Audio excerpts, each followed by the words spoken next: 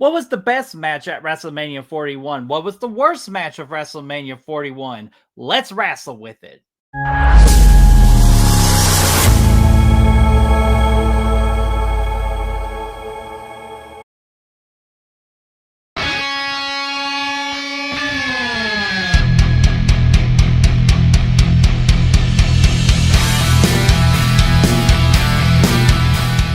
What's going on, everybody? Welcome back to Bert's Corner for another Brett the Hitman Wrestling Review segment. And today we will be ranking all of the wrestling matches that happened at WrestleMania 41 for both nights 1 and 2. Quick overall thoughts about WrestleMania 41. It was a good show. Like, it was a really good WrestleMania for both nights. I know a lot of fans are really disappointed with night 1, and night 2 was definitely better, but with the last two matches that happened at WrestleMania 41 kind of almost really brought the whole thing down. Like, night 2, we were on that quest to get to an A minus, but again, the last two matches just kind of made it like a little bit of a solid B plus in my opinion. And night 1, I thought that was just a B overall, with the main event saving night 1. So before I get into this ranking, let me know in that comment section of how do you rank these matches and what do you think about WrestleMania 41 for both nights 1 and 2. Let me know in that comment section down below. And while you're at it, be sure to like this video, share, and subscribe, because that helps beat the evil algorithm that is YouTube, so that this solo channel of mine could continue being successful going towards the future. All right, we got 14 WrestleMania matches, so we're gonna determine right now which is the worst match that happened at WrestleMania 41, and that match is going to be the War Raiders versus the New Day for the WWE World Tag Team Championships. And nobody really honestly expect much from this match, especially how we all thought that the TLC match that was announced on SmackDown with the Street Profits, DIY, and the Motor City Machine Guns, that was more WrestleMania worthy than this match was. And that's not a disrespect to the New Day or to the War Raiders. It's just with the tag team like title match and just with the story building, to put the SmackDown tag team division on WrestleMania made more sense than Raw. But overall, this match was just okay, and it's just what we call one of those bathroom break matches. Coming in at number 13, we got Jade Cargill versus Naomi. And this wrestling match was the most important match in Jade's entire career, because this is her big moment at WrestleMania as a singles competitor. And so pretty much she doesn't have to rely on Bianca anymore. She is her own woman in individual wrestling matches. And I would say for the most part, she passes. There's still a couple of rough patches with Jade, and hopefully within this next year we're going to fix those patches. But I am still in the belief that WWE is still going to go all in on her, and we'll just see where it goes from there. But I'm just telling you, the star of this match really belongs to Naomi. She is so good in the ring, and I think she finally has found a character she is really invested in, and with the whole like caution, and she just looked phenomenal at WrestleMania 41 with her entire attire, and you could just tell that she is so confident with this character. So I'm really more looking forward to this heel Naomi story than I am actually what the future holds for Jade. Coming in at number 12, we're going to have Liv Morgan and Raquel defending those titles against Lyra Valkyria against a mystery opponent, which turned out to be the man, Becky Lynch. And we kind of knew that Becky Lynch was due to a return. I believe she did sign a contract back in January, but they were just finding a perfect time to bring her back. What a better time to bring her back than WrestleMania. So I'm glad that the man is back, but end of the day, this match is just okay.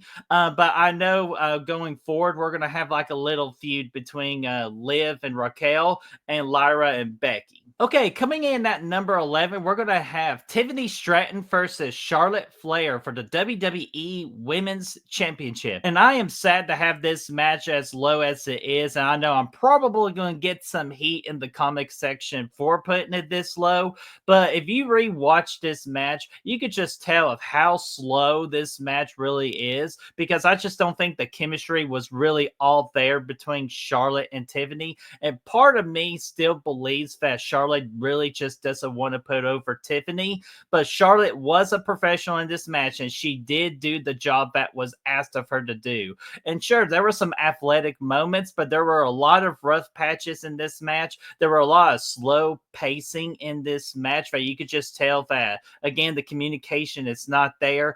I'm so happy that Tiffany Stratton won and she got her big WrestleMania moment, along with an awesome entrance as well from Tiffany. So I know WWE believes in her, but overall, the match was just okay. Coming in at number 10, we got El Grande Americano against Rey Fenix. Again, I'm sad that Rey Mysterio did not get this wrestling match. Again, just things happen, and I could just explain in a whole nother topic in a whole nother video about why if you are on the WrestleMania card, why you should not be competing on Raw and SmackDown the week of WrestleMania. Again, that's just for a whole nother discussion.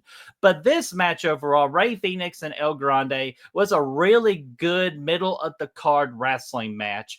And no one disappointed, no one messed up. They were both talented individuals. Rey Fenix got to shine and have a good WrestleMania moment, while El Grande Americano got that big win to carry on with the story of El Grande. And just to let y'all know, it is not Chad Gable. We've already proved that months ago, so stop it. It's not Chad Gable. Coming in at number 9, we got Randy Orton versus his mystery opponent, which turned out to be, say his name, and he appears, Joe Hendry. And oh my God, what a surprise this was. It made my heart happy. I lost my shit watching this just because, honestly, I never really thought Joe Hendry was going to be the mystery opponent. We've been, like, just within the wrestling community, it's been Rusev, it's been Aleister Black. I think that all this talk dialed down a little bit just because, again, I want a particular build with all this before he gets into the ring. Like, just building a story of his true purpose getting into that wrestling ring. I'm sure it'll happen eventually, but just not right now. But Joe Hendry, and I know a lot of people are going to hate on this for the fact that the match was too quick. Joe Hendry didn't really look strong in this match. But Joe Hendry, this was his audition for WWE, if you ask me. And I think he passed with flying colors. And he got to control the crowd. He got to look good in a couple of moves. But guys, 20 years of WrestleMania for Randy Orton. So I wasn't expecting much from this. Randy Orton got his stuff in while making Joe Hendry look good at some points. So bravo. Quick and easy match. It knew what it was. It knew what it needed to be. Everybody came out a winner from this match. Coming in at number 8, we're going to have Cody Rhodes defending the WWE Undisputed Championship against John Cena. And as you all saw last night, John Cena did indeed win title number 17. So whether you love him or you hate him, you cannot deny it anymore that he is truly and officially the GOAT of professional wrestling. The match itself, I'll be honest with you, totally awful. It was not a good wrestling match. It was so predictable. It was so slow because of the fact that John Cena is older, so he has to work that kind of old style slowness to his work now, so he doesn't get too tired. And it's just what really hurts this match is Travis Scott and The Rock being absent. Travis Scott, I know he is very passionate about WWE, but I'll just be honest with you. It's just weird having him in this entire story. But really, because this story really just revolves around The Rock, and The Rock not being there really hurts this story of the heel John Cena turn and just, getting back at Cody Rhodes for being the WWE champion. So, Rock, I'm sorry, my friend. Don't come back to WWE anymore. You're just using WWE for your own selfish greed. And we, as fans, we don't want you anymore. We truly don't, because you messed up this story of what could have been really epic. But John Cena, again, congratulations on title number 17 and for officially being the GOAT of professional wrestling. Coming in at number 7, we are going to have Gunther defending the World Heavyweight Championship against Jey Uso. Yeet. Gunther, I appreciate all your hard work as the world champion. I'm one of those that I wish you would have retained your title, but I understand from the story perspective and also just how much over Jey Uso is with the crowd. Which, if you ask me, the only reason Jey Uso is over is because of his gimmick and his song, not really him as a professional wrestler. But Jey did just enough to stand down in some points of the match. But Gunther was the heavy loader in this. Like, he was the one that directed this match and to make Jey Uso looked really good. But really bugs me about this match is the most is the way that it ended with Gunther being submitted to Jey Uso. Jey Uso is not a submission wrestler, and I just feel like Gunther tapping out, which again, I understand why he tapped out that way, just because of the whole Jimmy angle that Gunther did on him by choking him out. But to me, it just doesn't make sense. Like, the 3 splashes was plenty enough to defeat Gunther. I think we have to protect Gunther from submissions until you get with him a submission wrestler where it makes sense to do that. But this match was just good, just solid, nothing more to it. So my number 7 is Gunther versus Jey Uso. Coming in at number 6, we're going to have Logan Paul versus AJ Styles. And I know that some people are going to say that this was the start at the beginning of the downfall for WrestleMania 41 Night 2, but I still thought it was a really good wrestling match. Both individuals got to shine and show off some good athletic moves in this match. But man, again, just every match that Logan Paul gets into, he just impresses me more and more, not only with his athleticism, but also just him as a cocky character, staying humble, which everything Logan Paul right now, I love. I just wish that he was on the full-time schedule versus being a part-timer. But hopefully in the future, he does indeed do full-time work, because I can easily see Logan Paul being a world champion in the future. So bravo, both men, on a very solid wrestling match. Coming in at number 5, we're going to have Drew McIntyre versus Damian Priest in the Sin City Street Fight. And talking about a perfect match for the perfect feud that's going on right now, with both individuals absolutely hating each other. So both individuals did a great job in this match, selling the fact of how much they hate each other and how much they want just to do damage to each other. Drew McIntyre just absolutely just wins me over every single time. Sending out a tweet, taking a picture of himself, sending out a tweet during a wrestling match, just saying, bored at work. Absolutely, that's Drew McIntyre, and it's absolutely hilarious. But dadgummit, he is so good and talented in that wrestling ring. And Damian Priest surprised me as well. He had a lot of great moments in this match as well, and he is super tough as well. So Damian Priest, I could see again a big I wouldn't say a big future from you, because you winning the world championship at WrestleMania at 40 was indeed your biggest moment in your entire career, and I don't see you overtopping that. I could just see you being a good middle card guy, which there is nothing wrong with that, because you're here at number 5 instead of John Cena versus Cody Rhodes. So you did something very special, Damian Priest. So you should be proud of your performance. But Drew McIntyre, you're awesome, and hopefully you're going to get a good push in the year of 2025. And hopefully it starts with this great wrestling match. Coming in at number 4, we're going to have LA Knight, yeah, against Jacob Fatu for the WWE United States Championship. And to me, this was one of the actual better singles wrestling matches that we had on this card, that actually really performed in the ring. Great counters to each other's moves. Jacob Fatu looked like an absolute beast and an absolute animal. And I am so happy that Jacob Fatu won the WWE United States Championship so we can get that feud between him and Solo for the title. It's going to help the feud and it's going to help the story. But more importantly, of all that, it's going to help the United States Championship be more important on SmackDown going forward. So Jacob Fatu, debut for WrestleMania. You nailed it. I cannot wait to see the future of Jacob Fatu. Coming in at number 3 is going to be Braun Breaker versus Penta versus Finn Balor versus Dirty Dominic Mysterio. Fatal 4-way for the WWE Intercontinental Championship. And I'm not sure why a lot of people are surprised with this match of it being way good if it had any business to. I knew that this wrestling match was going to be absolutely phenomenal. A really good for a Fatal 4-way match because all 4 guys got to do their thing in the ring. They got to stand out. Each one had their standing out moment. Hell, even Carlito, yet again, just being a team player, just taking a hellacious spear onto the announce table, which I thought that was absolutely hilarious. So Carlito, bravo to you. That's cool of you.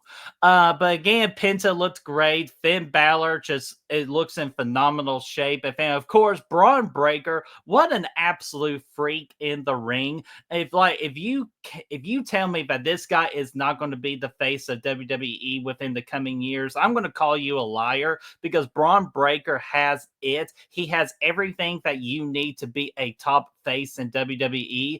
We'll see where his promo game goes leading up to him being the face of WWE. But right now, the future is so bright for Braun, and I think it's time to put him in that main event picture. But way to go, Dirty Dominic Mysterio, being your Intercontinental Champion. I'm proud of you. It's like if you asked 5 years ago whether Dominic is going to be in the position that he is now, even me, I said absolutely no way. So Dominic, you came a long way after 5 years. You deserve this Intercontinental Championship run. I hope this leads to the gimmick of Eddie Guerrero where you lie, cheat, and steal. I hope this is where it goes because if anybody deserves to play that gimmick that Eddie Guerrero did, it's you, my friend, because you need to represent your pappy, not your deadbeat dad. So Dominic, congratulations. Congratulations to all 4 competitors in this match. You nailed it at number 3. Coming in at number 2 is for the WWE Women's World Championship. Io Sky defends the title against Bianca Belair and Rhea Bloody Ripley. And yes, absolutely, this is the absolute best wrestling match of night 2. Amazing triple threat match. I'm just telling you, every woman got their stuff in. A lot of near falls, a lot of athleticism, everything you can ask for in a triple threat match. These ladies delivered. And you could even argue the fact that this could indeed be the best match of all of WrestleMania 41. It probably very well is the best wrestling match, but we'll get to my number 1 and I will distinguish between the two of why they're why this match is not number 1. Instead, it's number 2, which number 2, after just a stacked card on paper, and again, a lot of people are saying that even me, Bianca and Rhea Ripley should have been just the singles match for this title, but I'm so proud of Io. I think she finally has won over the fans and has proven to everybody that she deserves to be the world champion. She deserves to be where she's at, and she deserves this high quality match at WrestleMania. So I'm proud of all these ladies, and I'll even go ahead and say this is the best women's match in WrestleMania history. I'll go ahead and say right there, it's well deserved, and so happy for Io. I knew her parents were in the audience and they were just crying, and Kairi Sane was in the back crying as well.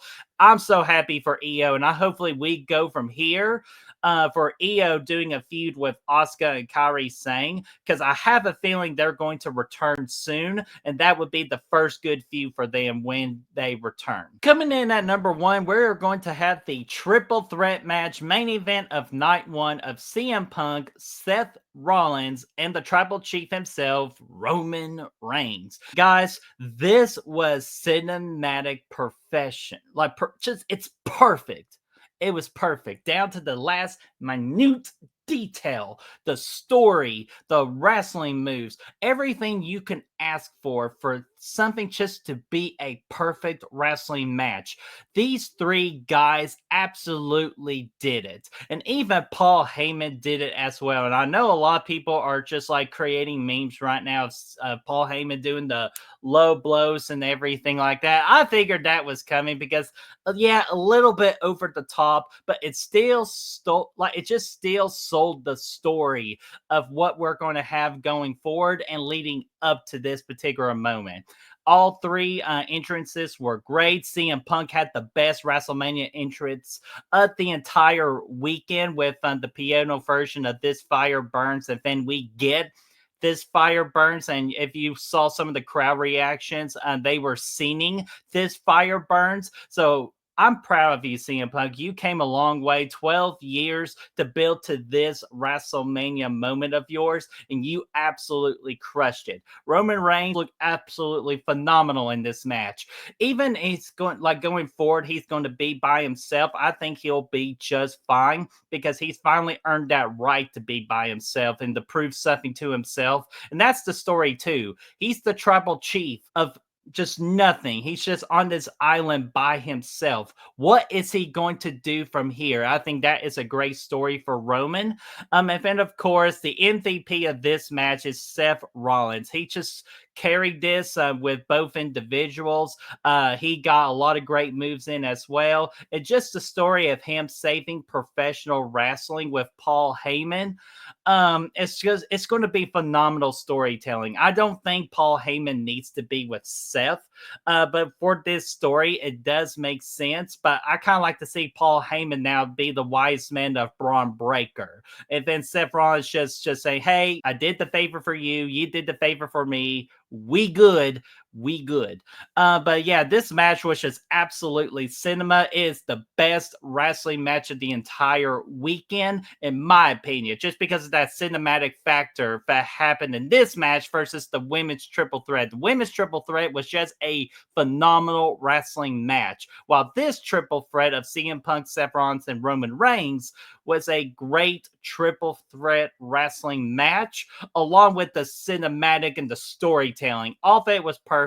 Perfect triple threat match and the best wrestling match of WrestleMania 41. So guys, that is my ranking of all 14 matches that happened at WrestleMania 41 of both nights 1 and 2. What did you think about my ranking? Do you agree with my ranking, or do you think I am so wrong you need to complain about it or provide me with your ranking for WrestleMania 41? Let me know in the comment section down below, and of course, we'll always get that discussion rolling.